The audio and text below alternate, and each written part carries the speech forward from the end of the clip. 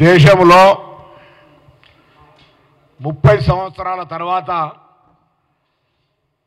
గత 2 పార్లమెంట్ ఎన్నికల్లో భారతీయ జనతా పార్టీకి సింగిల్ రాజకీయ పార్టీగా అంత అద్భుతమైన మెజారిటీ ఇచ్చింది దేశ జనం. అంత పెద్ద మెజారిటీ ఇచ్చిన తర్వాత కూడా దేశంలో అట్టడుగు వర్గాలైనటువంటి ఎస్సీ ఎస్టీ బీసీలకు ఎటువంటి లాభం చేకూర్చే నిర్ణయం తీసుకొని పోగా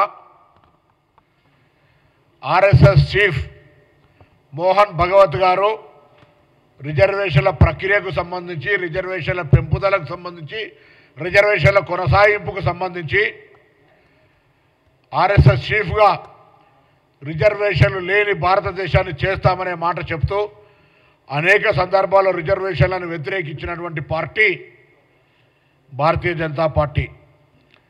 ఆనాడు నమస్తే అండి. ఇది వ్యాపారం గురించి కాదు, ఓటు గురించి. ఎన్నికల్లో ఓటు వేయడం మన హక్కు మాత్రమే కాదు, కర్తవ్యం. ఎంతో మంది మహా నేతలు శ్రమించి ప్రాణత్యాగం చేసి ఈ అవకాశాన్ని మనకిప్పించారు. అందరూ ఓటు వేద్దాం. ఎందుకంటే ఓటు హక్కు ఊరికే రాదు. నా ఓటు ఎవరికో తెలుసా? అది సీక్రెట్ అండి. మండల కమిషన్ దేశంలో బలహీన వర్గాలకు న్యాయం చేయాలని, బలహీన వర్గాలకు విద్య, సామాజిక రాజకీయంగా అవకాశాలు కలగాలని మండల కమిషన్ తెస్తే జీర్ణించుకోలేక దేశవ్యాప్తంగా కమండల యాత్ర పేరు మీద ఆందోళనను కలిగించి దేశంలో ఒక అలజడిని సృష్టించి రిజర్వేషన్లను ఆపాలని కుట్ర చేసినటువంటి పార్టీ భారతీయ జనతా పార్టీ. దేశవ్యాప్తంగా కులగణన సర్వే జరగాలని, 2010లో జరిగిన కులగణన సర్వే నివేదికలు బయట పెట్టాలని కాంగ్రెస్ పార్టీ పరంగా అనేక సందర్భాలు అడుగుతుంటే సాక్షాత్తు భారతీయ జనతా పార్టీ నరేంద్ర మోడీ గారి నేతృత్వంలో ఉన్నటువంటి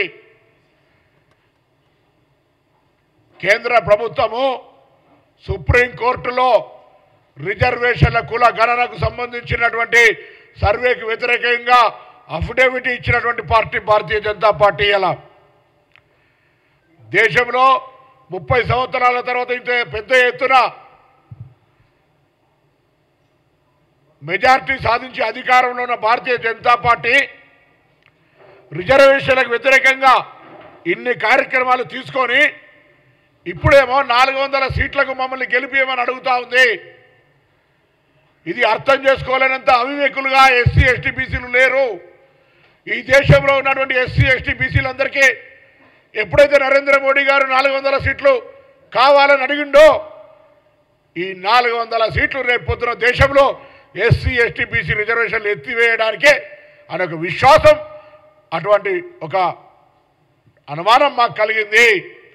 అందుకే ఈరోజు దేశవ్యాప్తంగా బీజేపీ 1వ దశ 2వ దశ పోలింగ్ తర్వాత భారతీయ జనతా పార్టీ తిరోగమన దిశ లోపల 10ల సంఖ్యలో కూడా సీట్లు రావనే మాట చర్చ జరుగుతుంటే, నివేదికలు వెల్లడిస్తుంటే ప్రధానమంత్రి స్థాయి హోదాకు తగ్గి గౌరవంగా మాట్లాడాల్సిన అటువంటి పెద్ద ఈ ప్రజాస్వామిక భారతదేశ ప్రధానమంత్రి నైతికంగా దిగజారుడుగా మారుతున్నట్టు.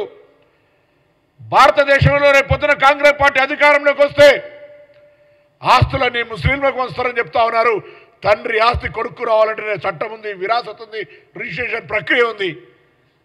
50 సంవత్సరాల అధికారంలో కాంగ్రెస్ పార్టీ ఎవరి ఆస్తులు పెంపకానికి అవసరమైతే భూములు గవర్నమెంట్ ఇచ్చింది తప్ప ఎవరు ఆస్తి గుంజుకొని ఎవరికి ఇయ్యలేనటువంటి చరిత్ర భారతదేశ జనానికి తెలవదా?